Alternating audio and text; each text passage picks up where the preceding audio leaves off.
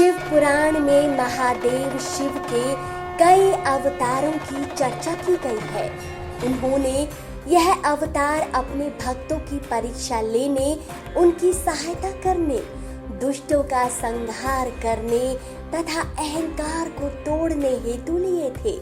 आइए आज हम जानते हैं कि भगवान शिव ने अवधूतेश्वर अवतार किस प्रयोजन से लिया था। एक बार की बात है जब देवराज इंद्र संपूर्ण देवताओं और बृहस्पति जी को लेकर कैलाश पर्वत पर भगवान शिव का दर्शन करने के लिए गए। उस समय इंद्र के मन में अपने ऐश्वर्य और अधिकार को लेकर अहंकार पैदा हो गया था। इंद्र में ब्रह्मांड के अन्य जीवों की तुलना में अपने आप को श्रेष्ठ समझने का भाव आ गया था। अंतर्यामी भगवान शिव से यह बात छिपी न थी। उन्होंने बृहस्पति और इंद्र की परीक्षा लेने के लिए अवधूत का रूप धारण कर लिया। उनके शरीर पर कोई वस्त्र नहीं था। वे उनके रास्ते में खड़े हो गए। अपने रास्ते में खड़ा देख इंद्र ने उन अवधूत रूपधारी सदाशिव से पूछा, तुम कौन हो?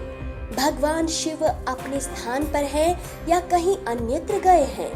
परंतु बार बार पूछने पर भी शिव जी ने इंद्र को कोई उत्तर न दिया। तब अपने ऐश्वर्य के घमंड में चूर इंद्र ने उस जटाधारी पुरुष को फटकारते हुए कहा, अरे मूढ़, तू बार बार पूछने पर भी उत्तर नहीं देता। अतः अब तुम्हें वज्र से मारता हूँ। देखता हूँ कि तीनों लोक में कौन तेरी रक्षा करता है। ऐसा कहकर इंद्र ने उस अवधूत को मारने के लिए क्रोध पूर्वक अपना वज्र उठाया। यह देख भगवान शिव ने उन्हें वज्र सहित स्तंभित कर दिया। फिर तो इंद्र की बाह ही अकड़ गई। वे मंत्र से अभिमंत्रित सर्प की भांति क्रोध से जलने लगे। उधर उन अवधूतेश्वर स्वरूप भगवान शिव के ललाट से एक तेज निकला। उस प्रज्वलित शक्ति को देख बृहस्पति समझ गए कि यह अवधूत कोई और नहीं बल्कि भगवान शिव है। उन्होंने भगवान शिव की स्तुति की और इंद्र को उनके शरणागत कर दिया तथा उस प्रज्वलित तेज से उनकी रक्षा करने के लिए प्रार्थना की। भगवान शिव ने बृहस्पति से प्रसन्न होकर हंसते हुए कहा, देवगुरु, क्रोधवश निकली इस अग्नि को मैं पुनः कैसे धारण कर सकता हूँ? कहीं सर्प अपनी छोड़ी हुई केंचुल पुनः धारण करता है कभी? फिर भी मैं तुम पर प्रसन्न हूँ। तुमने इंद्र को जीवन दान दिलाया, अतः आज से तुम्हारा नाम जीव प्रसिद्ध होगा। शिव जानते थे कि उनके ललाटवर्ती नेत्र से निकली इस अग्नि रूपी भीषण शक्ति को कोई देवता सह नहीं सकता।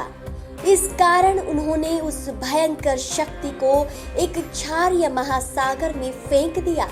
वहां गिरते ही वह तत्काल एक बाल के रूप में परिणत हो गया, जो सिंधु पुत्र जलंधर के नाम से विख्यात हुआ। इस प्रकार अवधूतेश्वर अवतार धारण कर इंद्र के गर्व का भंजन करके लीलाधारी भगवान शिव अंतर ध्यान हो गए और देवराज बृहस्पति के साथ देवराज इंद्र अपनी मंडली को लेकर वापस लौट आए। हर हर महादेव। दोस्तों, आपको आज की ये कहानी कैसी लगी? अपनी राय कमेंट सेक्शन में जरूर दीजिए और इस कहानी को महादेव के भक्तों तक ज्यादा से ज्यादा शेयर कीजिए।